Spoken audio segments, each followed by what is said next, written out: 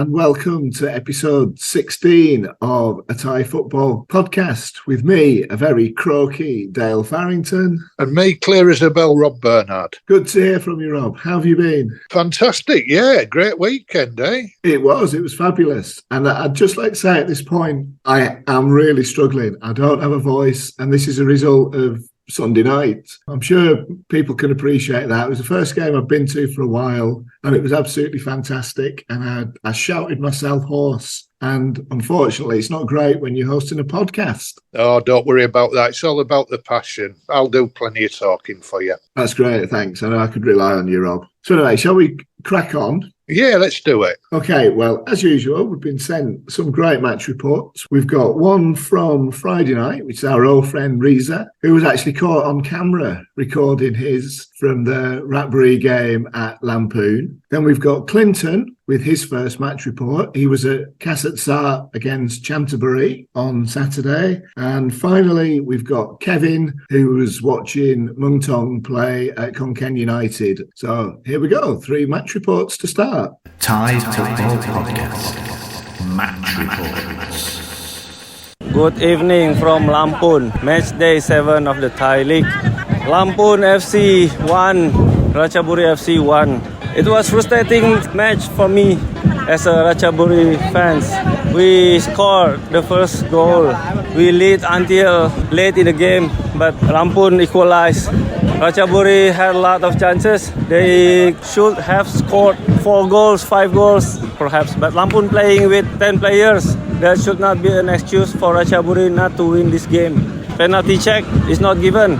I haven't seen the highlights. I don't know, but the end result 1-1 for Ratchaburi and Lamphun. Another disappointing match. See you on the games. Next one. Cheers. Thai Football Podcast Match Reports.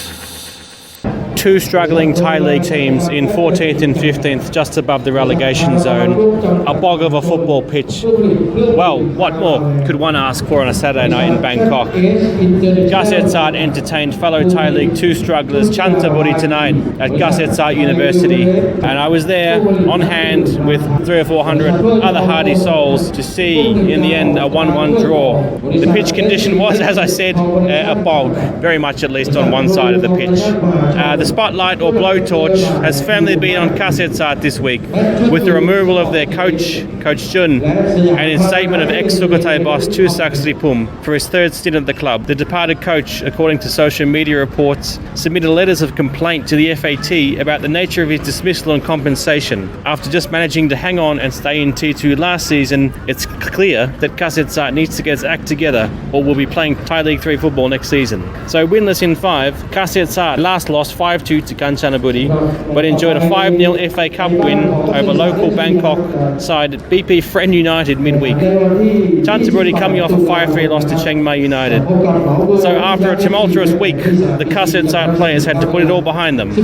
Was there to be a new coach bounce? Well, with almost the last kick of the game, Kasetsart equalised to make it 1-1. In fact, both of the final goals came in the last 5 to 7 minutes of play. Chantaburi with the opener, Marañon, the Filipino international, scoring in the 86th minute from a corner. Before that, first half was quite even, with Chantaburi having the better of the play. The striker from Kasetsart quite isolated Christian Alex in the first half, and he missed a golden chance indeed on the 41st minute. Kasetsart came out in the second half, the better team. Chantaburi looked like they had some issues setting their defence, but settled into the half and had quite a few good chances, and then indeed took the lead late in the second half. Chantaburi also curiously playing a lot of long balls, maybe because of the state of the turf. Some eye-catching performances. Number 7 for Kasetsart, very energetic performance, Mati, and number 17 Matsunaga for Chantaburi, also with a good shift. 150 Thai baht for a ticket. Thai League 2 out here at Kasetsart University. The final score 1-1. Thai Football Podcast Match Reports. Hello Dale, this is Kevin from Kickoff Corner, and this is my match report for Konkan United FC versus Muang Thong United. Yes, Muang Thong goes away to Konkan and they bring back 3 points. They are 6th in the table and things kinda look stable now. They might not be playing the fanciest style of football, the most entertaining style of football, but they're bringing in results. And if they're going to win games, this is just going to bring in more confidence in the players. For some reason, this coach has done a miracle on these players, because last season when you saw these players playing for Mario, they barely created any chances. Maybe it was because Mario was too technical, but right now whatever it's happening, it's really good. In the first half, Muang Thong United were the more dominant team. They basically had their foot on the gas from the get-go. And also, if you look, Stefan Skefovic had a really, really good shot on target and a header, which was saved by the keeper of Konkan, Chirawat. Look, there's a reason he has been called up to the national team. He's actually a really good keeper. I think he got a bright future ahead of him. He's an amazing shot stopper, and he was also really dominant around his own box. But that strike from Poramate, no one in the world could have saved it. I used to say that Poramate was abysmal in his finishing when he played for Mario. You saw him missing a lot of sitters, but now he's in the form of his life, I think. He's scoring pretty much every game. But despite of that beautiful strike from Poramate, there was a player that we gotta talk about. He was the standout player in my opinion. And I'm talking about Picha Utra. He single-handedly dominated the midfield. Obviously, you gotta give some credit to Virathep as well, because he was linking up the play, but the amount of composure Picha had in that game. And during the first half, you could see that he was making a few important runs into the opponent's penalty box. And he also linked up really well with Stefan Sefovic. He is there to create chances, and for some reason, he still manages to get in the opponent's box.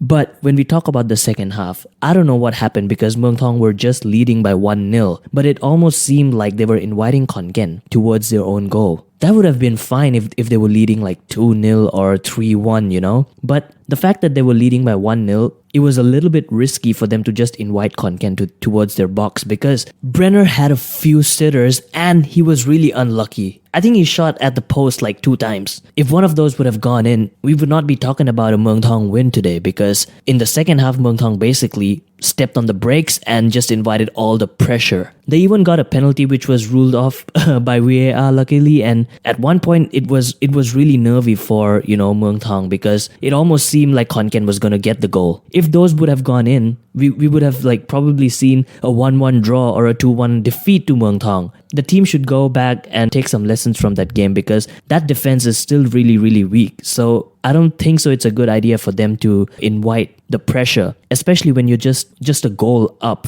Be at least 2 or 3 goals up, and yeah, that's fine when you go a little bit defensive, but it was a little bit risky, but they got away with it. Happy days for Muang Thong fans. Happy days for Muang Thong United. Really looking forward to the game against Police Tero. Muang Thong finally has kick-started their season, and things are looking good. Yeah, great stuff, gents. Lovely to have our first in-depth T2 report from outside reporters. Thanks a lot for that, Clinton. Great to have Riza along as ever. He is enthusiastic. I think Kevin's after a go in coaching. Very in-depth. But yeah, nice to hear happy listeners. Send us them in. We want some more for this week, because there's only T3 football at the weekend. So if you go into a game, please feel free, send us some stuff in. What I like best of all is how different they are, the different approaches people take to making these match reports. There's no right way, no wrong way. It's entirely down to the individual. 100% with that. And we want to cover as many teams as possible. We want to make it as interesting as we can for everybody. Talking of match reports, you were at a game on Sunday, Rob. I was, yeah. I bumped into a couple of people I might happen to know. Well, let's hear all about it. Rob's Roving Report. So, it's a bit of a mini Rob's Roving Report this week. I've come 3 hours up the road from Seasakate. My good lady has driven me. Met up with some friends for lunch. I'm outside a place called Chang Arena. I'm at Buriram United against Chonburi in Thai League 1. Let's have a wander about and see what's what.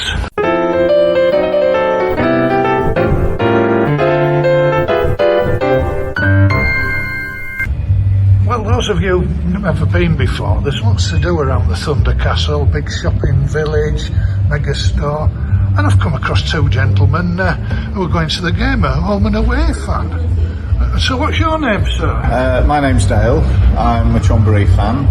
Your voice sounds familiar to me. I'm not so sure. And you, sir, you're in the Buriram corner. I'm in Buriram with all these guys behind you, I notice as well. Yes. Careful what you say in my house. Your name Jamie, I believe. It's good for you. Yes. So it's the great thing about Thai football is you do come to games and home and away fans sit together. Come a long way from Chonburi? So I've only come down from Khon Kaen. Well, the north of Khon Kaen, so it's about a nearly 4 hour journey. So it's quite a trek. Good. Not quite as far as some of the others have made today. And how many away fans do you think will come today? I don't think there'll be that many. I would think if there's 100 there, I'll be very surprised. That's great. And what kind of a crowd, Jamie, do you reckon tonight? According to the scoreboard, we'll probably get 20,000 plus. How many are actually in the stadium is another matter. Yes, that sounds familiar. If the West Stand is full, that's 8,000, 9,000 straight away. And that's they normally, because the camera's the other side, they will fill this side first, for sure. Yeah. Now, for those of you who think that I'm taking the mick, Dale is obviously my co-host. He's over here in Thailand. Great to welcome him along. Obviously, Chonburi dropped into the relegation zone with the results last night, Dale, not wanting to remind you that. In all seriousness, what do you expect from tonight's game? In all seriousness, I've got very low expectations. I think we'll get hammered, to be honest. We were awful last week against Utd Thani. I think if we'd have scored, it might have been a different story, but we couldn't put the ball in the net. Then we gifted them 2 goals. The foreigners this season aren't anywhere near as good as what we've had the last couple of years. We've got a lot of young lads in the squad, and the 2 or 3 established Thai players, while they're pretty decent, aren't good enough to carry the team. I think we'll struggle. I really do. I can't see anything other than a home win. And if we keep it to single figures, I'll be delighted. Blimey. Jamie, score prediction, please. I don't do a prediction. Every time I predict the match, it goes the wrong way. I'm hoping that we will come away with some points from tonight. I would like enough points to not port off the top of the table, to be honest. Enough goals. Like I said, that's a very, very strong possibility. If we could not port off the top, I would be incredibly happy. All I will put into the equation is this is my 5th visit to the Thunderdome. This must be some kind of a record. It takes some doing, considering how many games that Buriram actually win here. I've been here 4 times and they've lost every time so far. You've probably seen more away victories than I've seen home victories this year. If we're looking for omens, lucky omens, the last time I was here, in fact the only time I've been to this ground, as far as I can recall, was the 4-3, when we won 4-3 and Peacock got a hat-trick. This would have been 2011, what was the first season here? 2011, 2012? Yeah, which was that was a tremendous night. And I made a very drunken phone call to Paul Hewitt, I'll mention him by name, who thankfully referred to me as being tired and emotional when he tweeted. Well, we'll see how tonight goes. Great to meet you both here in cheering for your own teams. Jamie in his natural habitat. So those of you coming to a game here, the massive car park here at the Chang Arena, there's not a lot of public transport. You need a grab if you're coming from the station. Tickets here vary from 160 to 200 baht. Lots of seating available. As you can see when you watch the video, those of you do, and a reminder that we do a video of the Roving Report on YouTube every week. It's a huge place. It holds 30,000 people, built on similar lines to the King Power Stadium at Leicester City. So here we are, a big crowd here at the Thunder Castle. Teams come out, Buriram and Chonburi. Buriram not so big in Japan this midweek. What they're going to be like this evening? Well, 1-0 Buriram, and it has been coming. All pressure, 3rd corner in succession, 3-header in the middle, 1-0, 6 minutes on the clock. Could be a long night for the visitors. Well, we're 15 minutes in, and I tell you what, it could easily be more goals on the board. Great save from the Chonburi keeper at the far end to keep a number header out, and then a strike from the number 9 for Chonburi's just come back off the crossbar, onto the keeper's head and wide for a corner. Well, the team's trot down the tunnel and they've served up a real feast in the first half. End-to-end action, could have gone either way. Chonburi playing the part, the fans over in the far corner getting drenched, and as the rain seems down, will be happy enough. Teams split by an early goal, free-header by Dambua from a corner. I think there's goals to come in the second half. 1-0 Buriram half-time. Well, there's an hour gone, and I tell you what, there's no wonder people don't like Buriram generally. The referee sent the star player off for Chonburi for a second yellow. There was absolutely nothing in it. He's let some yellow cards go the other way. I cannot believe what I've just seen. Shocking decision. Lost for words. Against all odds, Chonburi have put the ball in the net, and the linesman waited ages and ages as a flag. Fair enough, that's what he's meant to do. We are checking the goal for VAR.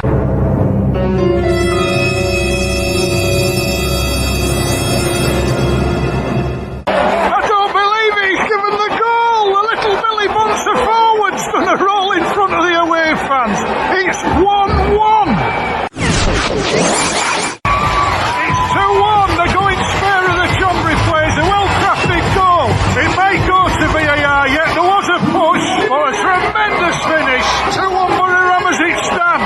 It has indeed gone to VAR. The referee's gone to have a look at the screen.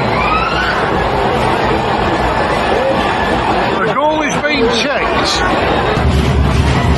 Yeah, there was some doubt whether it was a push, but it's 2-1 Buriram, 76 minutes. My Lord, I don't believe what's going on here at Chang Arena. A fantastic equaliser. The number 11 turned his man, shot across it, got a slight deflection, and it's 2-2 with 10 minutes to go.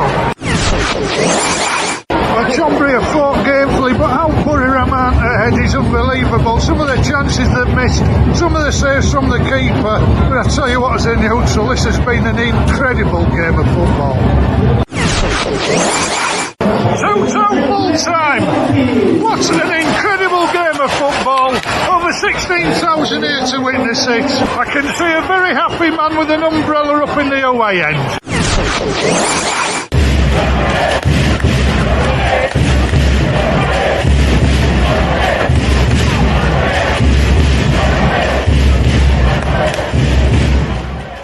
Yeah, well, it was an amazing game of football, as I say. Right up there with anything I've watched.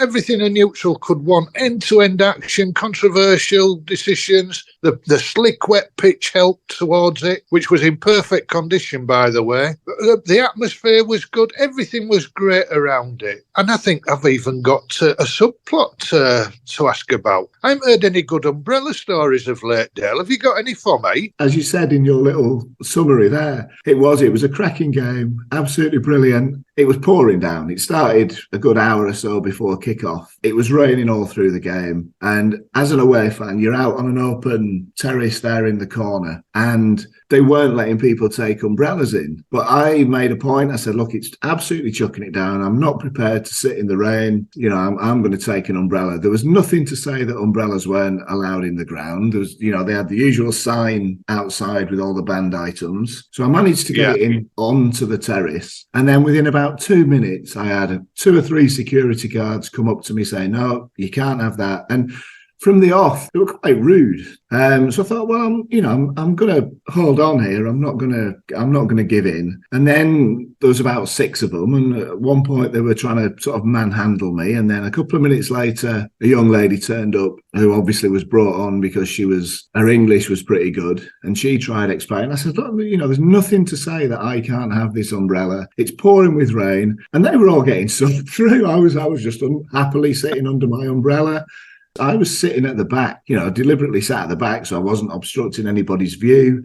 And this young lady they brought on kept insisting that it was against, I think she said at first it was against stadium rules, which I challenged. And then she said it was against league rules. And then I pointed out I'd actually had an umbrella at games in the past. They were offering my money back and they were saying, you can leave and we'll give you your money back. I said, no, I'm going to stay and watch the game and I'm going to keep dry. They were trying to give me the cheap waterproof things, which I refused. I don't particularly like them. They make me sweat. this whole thing rumbled on. And then the next thing I knew, I had a walkie-talkie in my hand and I was chatting to the stadium manager, which was one of the most bizarre experiences I think I've ever had at a football ground. I could barely hear him, and I doubt he could hear me either, because obviously there was a lot going on in the stadium. And in the end, they had one last go and the umbrella was broken. They actually snapped the handle off. And I kind of jokingly said, right, you owe me for a new umbrella now. They decided then that it was best to just retreat. They then came back at half-time and offered me and my wife the opportunity to sit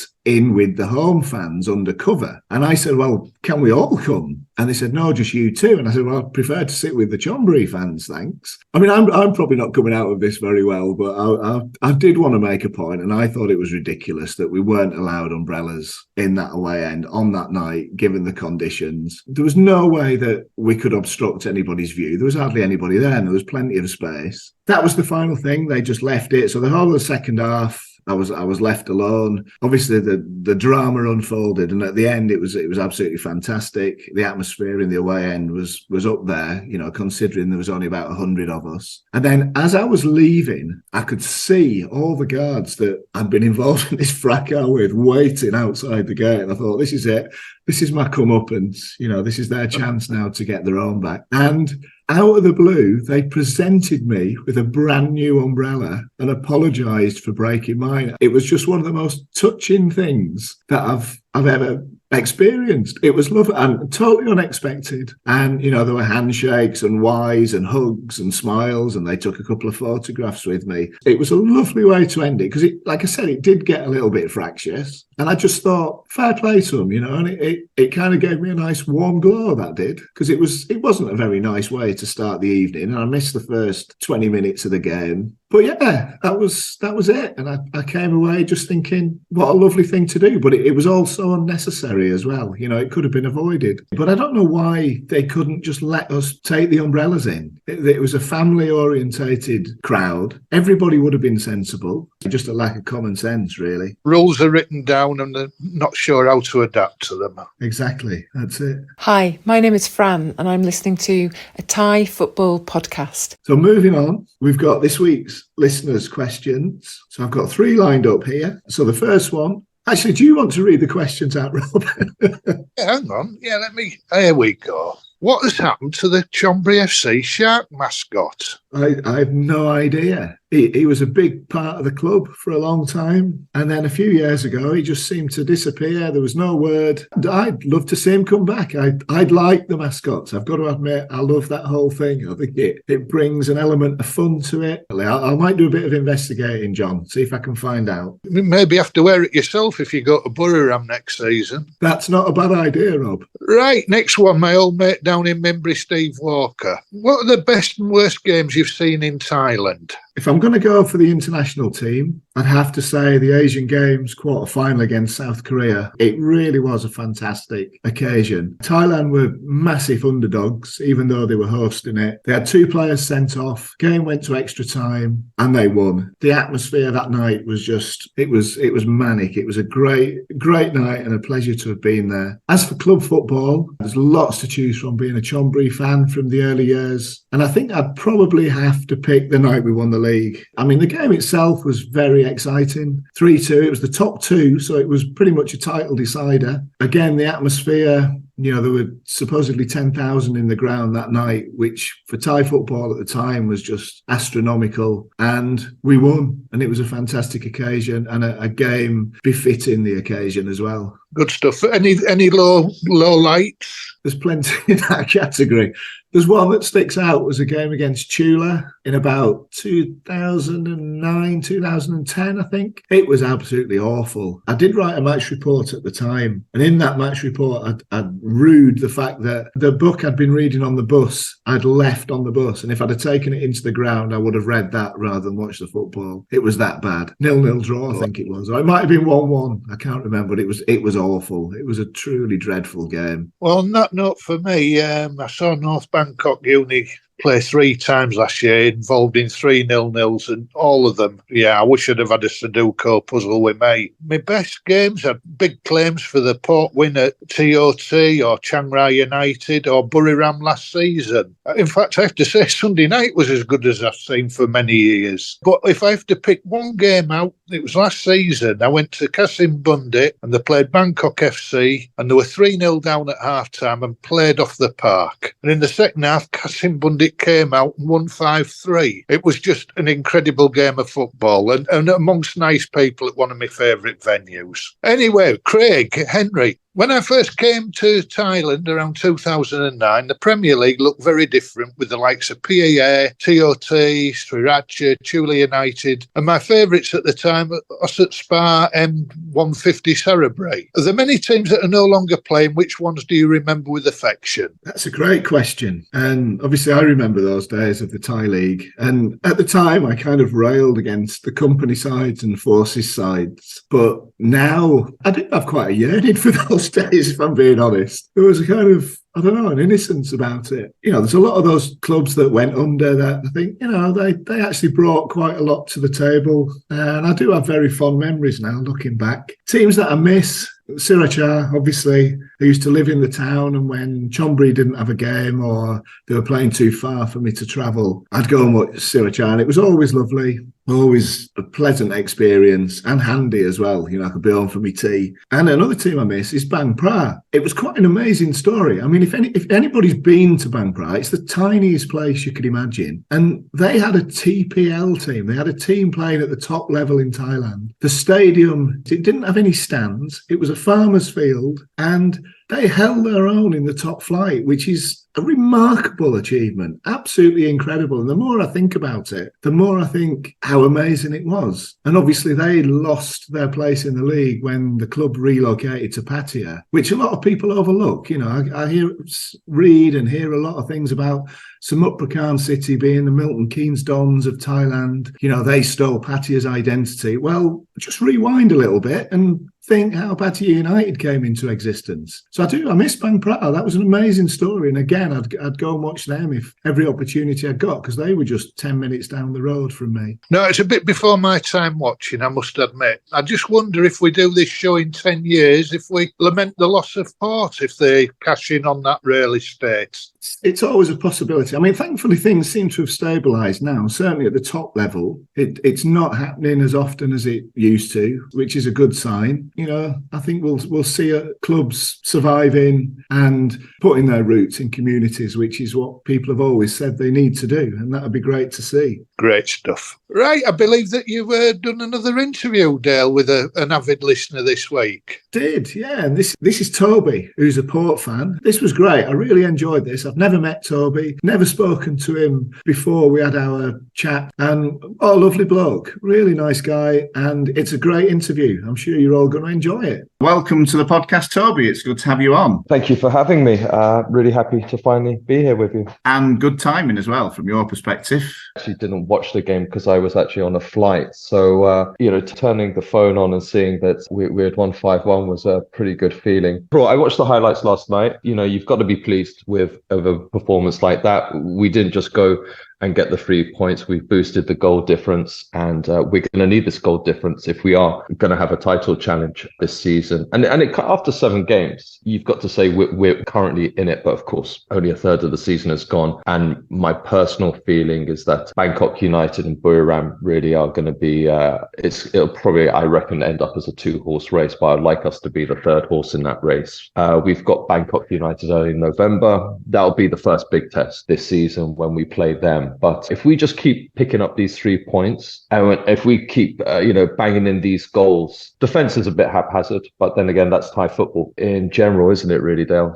Hopefully we can shore up at the back, be a bit more solid like Buriram or Bangkok United, and let's see how it goes. Sport fans live in hope more than anything. So we've just got to keep hoping this team can turn it on when it really matters. Well, you've certainly got the momentum at the moment. As you've said, you're scoring goals for fun, and it doesn't really matter the quality of the opposition. You can only beat what's in front of you, the old cliche. But yeah, scoring goals, winning games, breeds confidence. And I think whatever happens, barring some ridiculous results this weekend, you will be top on Monday night. For sure. And that's always good to go the opposition on social media. It's been the history of Port these last few seasons. When I first started supporting them, they were a yo-yo club. And Madam Pang, lover or hater, she's injected a lot of cash and she's stabilized us into a more competitive team. No one can disagree with that. I mean, you can argue what the parameters of being competitive, but our league placings, last season we didn't look a good team and we still managed to come third. And that's credit to Choke and Surapong, really. No one thought that duo would work. But I agree with you. You're only as good as what's in front of you. If we're honest, the quality of the Thai league is very broad. As much as, we enjoy the colour of the league, the quality of the opposition sometimes just isn't good enough. Port's big blip was trapped so far this season, and really, we should have won that game. But yeah, I 100% agree. It's all about what's in front of you. I watched that game and I thought you were very unlucky. Your three strikers are all reliable. If the goals did dry up from those three, would they come from anywhere else? Oh, good question. I mean, we got Warwick, who I love to bits, and I think his signing was really the kickstart of this new team. So Warwick can always lend a few goals, but then you got to look to the wingers, which are Pakorn and Bodin, and Bodin, I think on his day is probably one of the most technically skillful players in the Thai league, but he's very enigmatic. He on an off day he really just doesn't show up. So you can count on him for the odd goal. We got Pakorn on the other side, who is another Marmite style player. I mean, Pakorn's stats are very moneyball. He's always for free kicks, assists, goals from midfield. He's always there or thereabouts every season, but he's never kicked on to be that 20-goal winger that we're looking for. We also signed Chanakam from Police, who's had quite an interesting journey to the top, and he's come on and looked pretty good, actually. I wouldn't say as an all-round, but definitely going forward, he looks like he could lend a few goals. I mean, for me, Del, the real catalyst, we've got to go back to the strikers here, and I want to really just mention Tardelli, because his signing has just completely galvanized the team. It was a very intelligent signing, and Port aren't known for their intelligent signings, definitely since I've started following them. But he's really just brought something. He's brought the best out of Hamilton Suarez.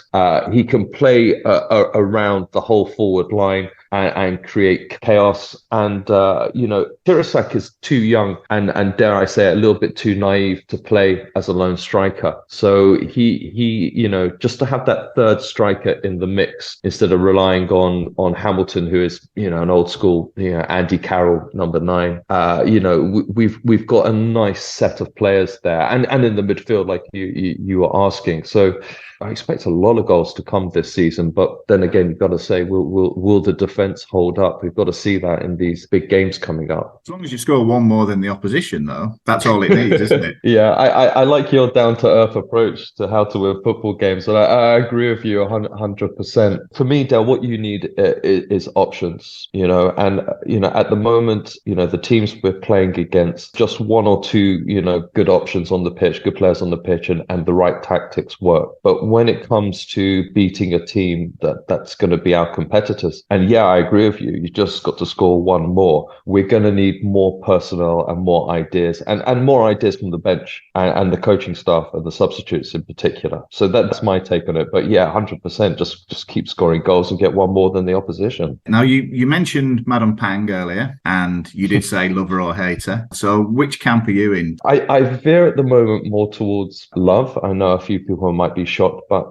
she stabilized the club, and that was the most important thing. If we were a yo-yo club, she could have dropped us, and we could go back to ownership by the Port Authority, and we could be dissolved, over time. So Pang has kept the club alive, and I don't agree with all her decisions, and she tends to throw like a hand grenade in the middle of every season. So I wouldn't be surprised if suddenly a new manager appears. She does care about the club, and she does want the club to be successful, like I do. The problem, and I'm sure you've seen this over your time of following Thai football is the owners are too proactive in the everyday running of clubs, but that's the nature of Thai football. That's the nature of Thai society. And, it galls me when I see her picture on the match day poster and not Chok or Surapong, because they deserve to be it. They're the guys on the ground, making it all happen. But, this is Thai culture. This is how Thai society works. Over time, I'm starting to understand that,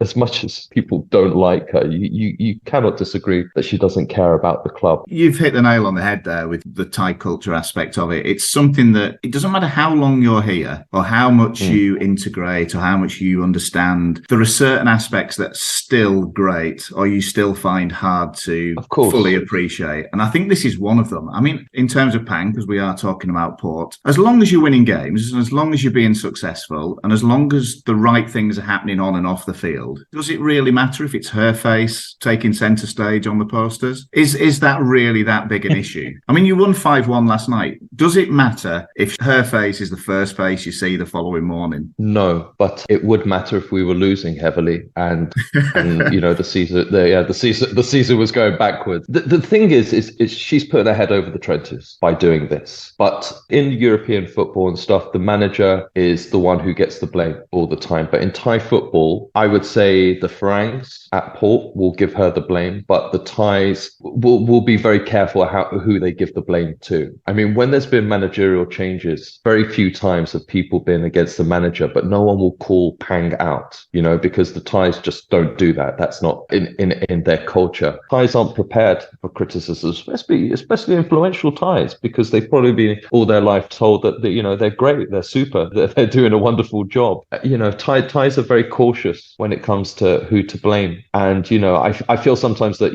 when you're having a beer afterwards outside the stadium, the Thais they'll know who to blame, but they won't say it. Also, it's respect. Thai culture is very much based on respect. And they don't want to show that disrespect to her for all the effort that she's done in the first place.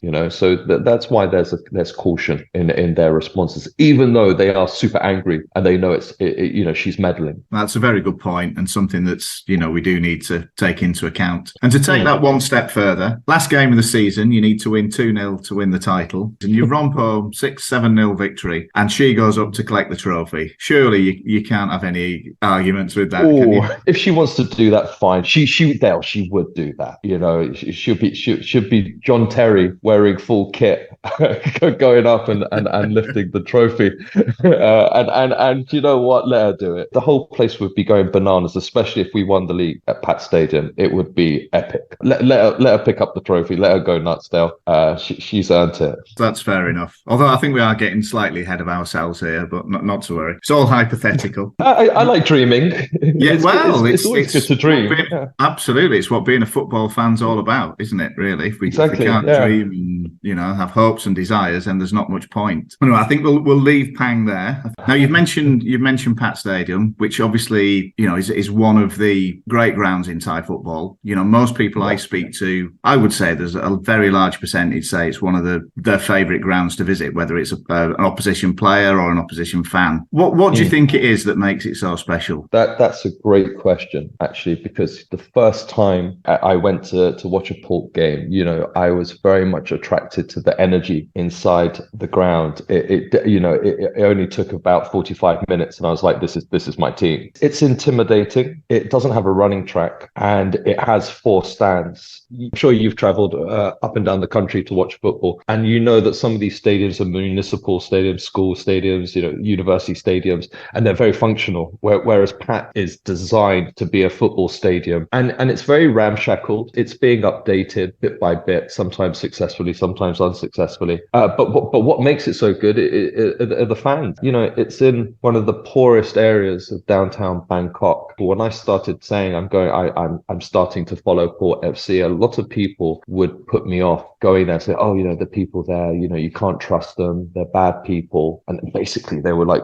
these were middle-class Thais saying, they're poor, don't go there. But, I've made some amazing friendships with Thai people there. And like I said, it's energy from the people that kind of transmits in the stadium. I sound like a hippie with this answer, but it's a place where opposition teams don't look forward to going. I mean, if you're the goalkeeper in Zone D and we're standing behind you, you're going to get it for 45 minutes non-stop, and not just from us, but from the Thai fans as well. It's very unique. I mean, there are other great stadiums in Thailand, but we're very well supported, and I think that's why the stadium is well known. It's not just the stadium; it's the people populating the stadium as well. On, I think, the first podcast, we had Dominic Cartwright, who's a Port fan, and I've spoken to one or two others, and there now seems to be a large chunk of the foreign fan base that come to those games are tourists. But yeah, you were talking about being intimidating and, you know, getting on top of opposition players and making it a hostile environment. Has this diluted that in any way, shape or form, do you think? Or has it added to it? Somebody did liken it to the Koh San Road.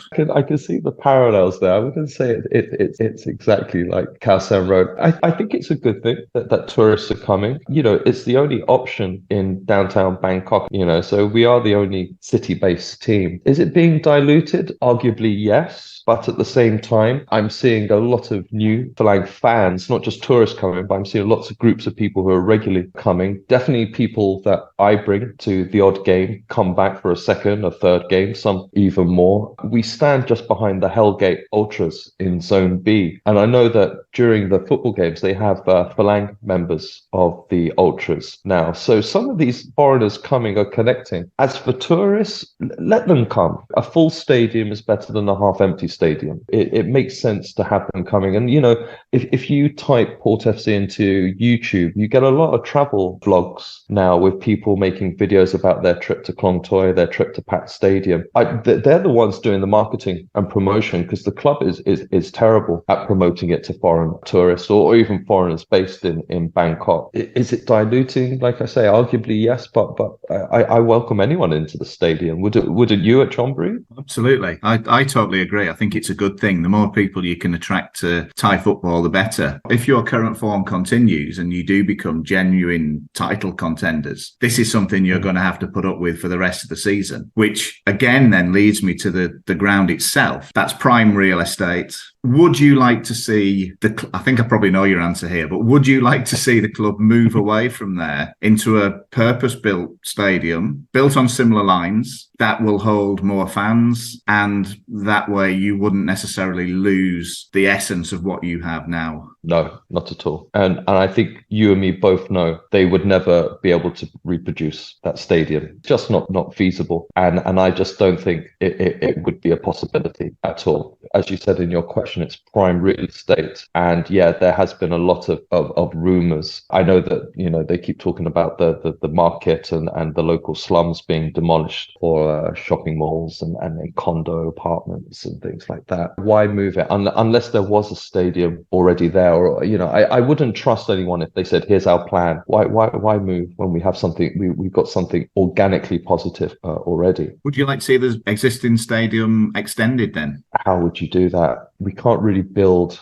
Sometimes you just got to leave it down. It's good as it is. There's nothing much more you can do. And I can't see them wanting to demolish it and go through all the bureaucracy and construction. Let's just hope we never get the situation where real fans can't get tickets for the big games. Well, we do have ticket issues. I mean, what you got to understand is that Pang has bought ownership of the club from the Port Authority. So there is this grey area with merchandise, the ticketing sales as well. We've only recently got like e-ticketing, but you have to do it through their Line account and through a Google form. You can't, like other teams, get it on Thai Ticket Major. We are really behind in things like that. So, you know, you got to bear in mind that, you know, Pang doesn't control everything. So just before we go, there's one last thing I would like to ask you, and you did mention it earlier on in the interview, was about the Port social media accounts run by foreigners. They have a bit of a reputation for being quite feisty. Do you think that's fair? A word I hate to use, but it's just a bit of banter, isn't it, Dale? You know, the wonderful gentleman in control of said social media account enjoys saber rattling. So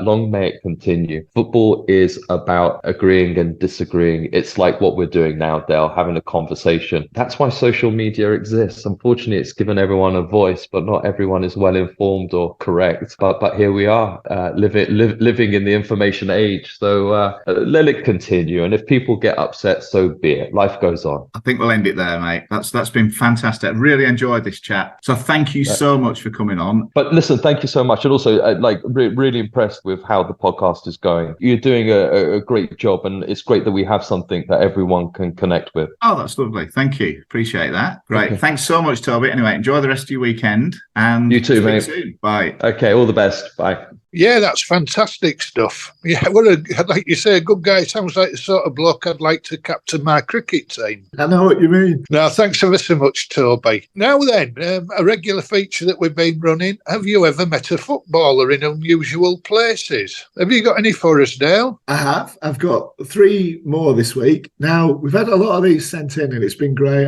I've really enjoyed reading them. And obviously the man who started it all, Marco, has sent me hundreds. So we're going to include one of his every week because there's that many. So I'll do 3 today.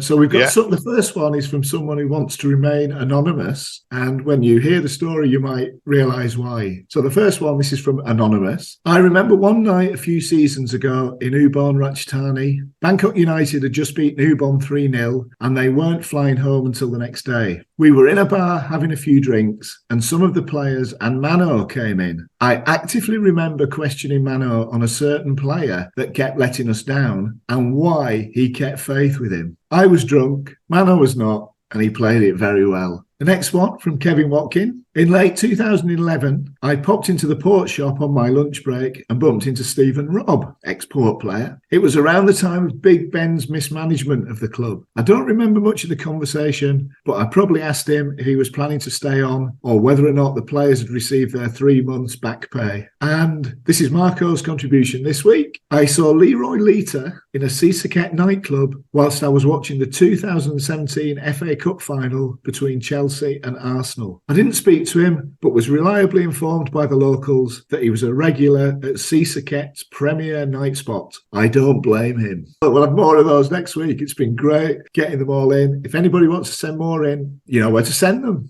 That's about it for this week. Thankfully, my voice managed to hold out. And thanks to everyone who's contributed and everyone who sends things in. We do appreciate it. Yeah, very much so. If you are going to go to T3 games this weekend and the fixtures are on our Facebook page, please feel free to send us a report. We enjoy all of them. That's great. Thanks. Have a good week. Yeah, take care wherever you are, everyone.